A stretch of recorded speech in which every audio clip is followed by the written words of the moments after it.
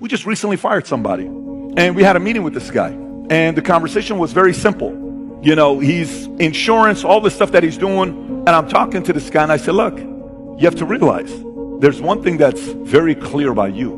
We're very patient with you. It's been many years, but your attitude has never changed. It's been the same, and it's not attractive. Let me introduce you to the concept of success. Ben Franklin was a pretty smart guy, and I want to start with a quote by him. If you do tomorrow what you did today, you will get tomorrow what you got today. You want to know what that means? If you do the same thing tomorrow that you did today, you're stuck. Stuck! And it doesn't change. So the first thing I want you to think about today is I want you to wake up tomorrow and do something different. And understand if you do the same thing, you're stuck. Just because you did it a certain way yesterday, there's no reason to do it that way today. It's called work your ass off, okay? Yeah. And improve. I challenge anybody to do the following. Take 4 subjects: sales, negotiation, human nature, okay? Sales, negotiation, human nature, and money.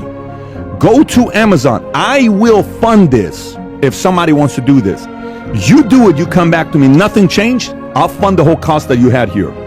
4 topics. Read every book on negotiation, above 400 reviews on Amazon, that's 4+ star. Read any book that's above 4 star, 25 of them, 400 reviews on sales. Read any book on human nature, psychology, persuasion, any of that stuff. 4 star, like how to win friends, all that stuff. Then read any book on money with 400+ reviews. Read principles, like things like that by Dalio, by Buffett. And for 2 years, obsess over doing that. For 2 years, obsess over doing that. 2 years later, work and improve in a marketplace. Figure out a way to improve your attitude. Sometimes half the battle is people have some negative, unattractive attitudes. They're a crap magnet. Everything is complaining. Everything is somebody else's fault. Nobody is turned on by somebody that constantly blames somebody else. Nobody. When I was single, I would go on dates and I would talk to a girl. My last boss was an asshole. I said, out of your last 5 bosses, which one of them were all of them? I'm like, it's not the boss's problem, it's you. It ain't no boss's problem, it's your attitude. Yeah. The reason why you keep losing friends, family members, you're broke, your relationship don't work out, you keep losing jobs. You've had 30 jobs the last 12 years. It is not the 30 companies' fault. It's not your ex's fault. It's not your friend's fault. It's your attitude. It's not attractive. It pushes people away. Attitude. It's such a basic thing that we all can work on. Why are you failing? You never say because of me. Oh, it's the competition. It's the economy. It's the president. It's Congress. A few weeks ago, somebody told me it's Greece. So, if you wake up tomorrow morning and blame your failure on someone or something else, you have no reason to change, do you? But if you woke up in the morning and looked in the mirror and said, I am failing because of me, the decisions that I make, the energy I put in, I'm not passing the blame. If you look in the mirror tomorrow and say that, you will change. Because nobody likes thinking of themselves as a failure. So wake up in the morning and own your failure. Look in the mirror and say, I'm failing because of me. And you won't like it. And then you'll change it. But as long as you don't put it on you, you have no motivation to change it. So in short, if you own your failure, you'll own your success. If you don't own your failure, you'll never dig out. If you can't blame anybody but yourself, you're gonna fight it out. That's the deal. Take full responsibility for what happens to you. It's one of the highest forms of human maturity, accepting full responsibility. It's the day you know you've passed from childhood to adulthood, the day you accept full responsibility. I used to have that long list of reasons why I wasn't doing well. It was hard for me to give up my old blame list. It was so comfortable blaming the government and blaming my negative relatives and the company policy, unions, wage scale, economy, interest rates, prices and circumstances and all that. That was difficult for me to give up. I used to have this funny list called Reasons for Not Looking Good. I used to blame the government. I mean, you can believe that or not. It was at the top of my list. I had a lecture second to none. The government. That was on my list. I used to blame taxes. Look what you got left after they take everything. And they expect you to do well. That was on my list there. Prices, that one's easy, right? You walk into the supermarket with $20, come out with a little half bag. So I had that on my list. I used to blame the weather. I blamed the traffic. I used to blame my car. I blamed the manufacturers. I used to blame the company. I blamed company policy. I used to blame the training program. I blame my negative relatives. They were always putting me down. I blame my cynical neighbors. They're just selfish, looking out for themselves. Won't loan you money? They were on my list. I used to blame the economy. I blamed the community. That's a pretty good list for not doing well, isn't it? I thought it was good. I'll never forget one day, Mr. Schoaf was very kind, but he was also very blunt. And this was no exception. And I'm glad he was blunt. There's a lot of things I'd have missed if he hadn't have been blunt. One day, with sort of a curious look on his face, he said, "Jim, just out of curiosity, tell me, how come you haven't done well up until now?" Excellent question. I thought, well, so I won't look too bad, I'll go through my list. And this list I just gave you, I put that on him.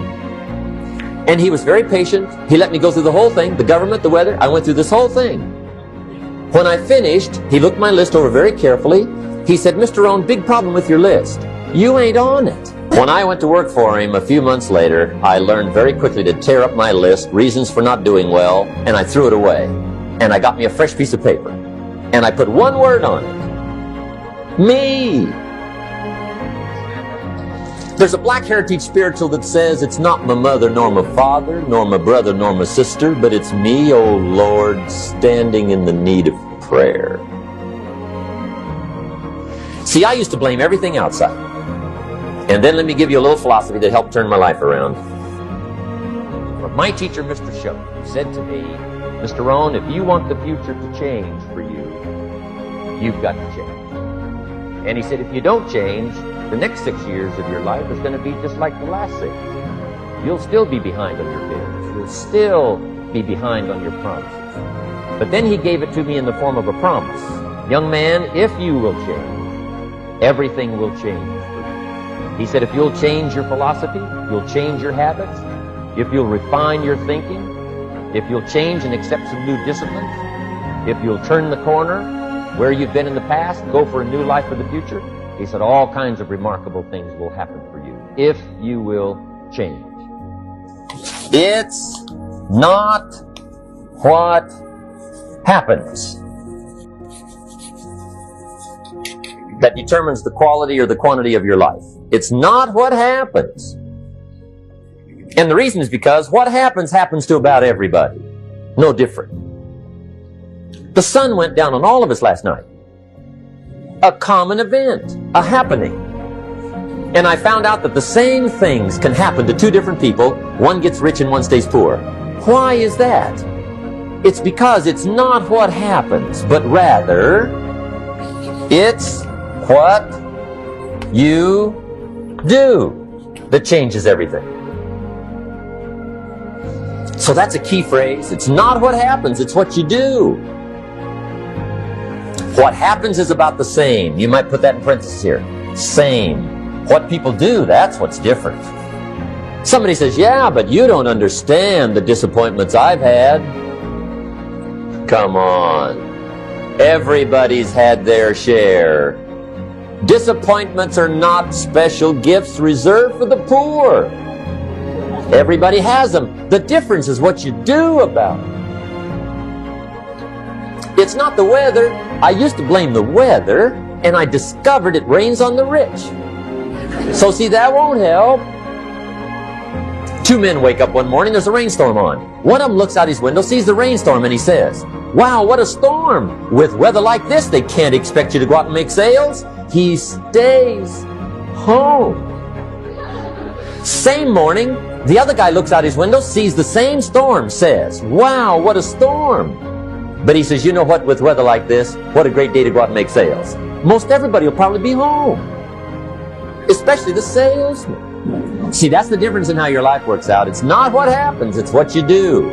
So here's one of the key questions of the evening. Starting tomorrow, what are you going to do that'll make a change in your life's direction? Good question. What are you going to do starting tomorrow that'll make a difference?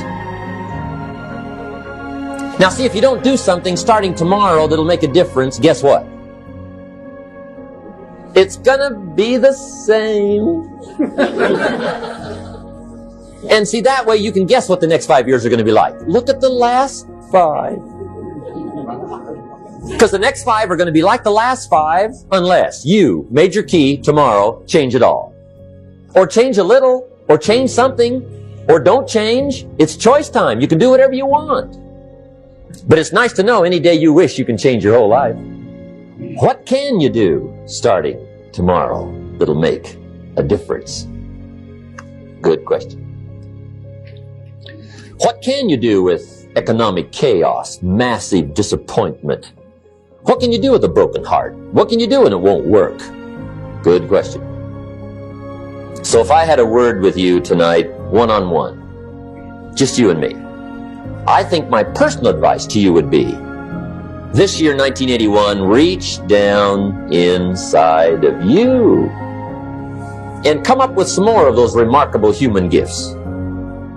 They're there, waiting to be utilized. And then change anything for you you want to change. And I challenge you to do that because you can change. If you don't like how it is for you, change it. If it doesn't suit you, change it. If it doesn't please you, change it. If it isn't enough, change it. And I challenge you to do that because you can change. See, you don't ever have to be the same again after tonight, only by choice.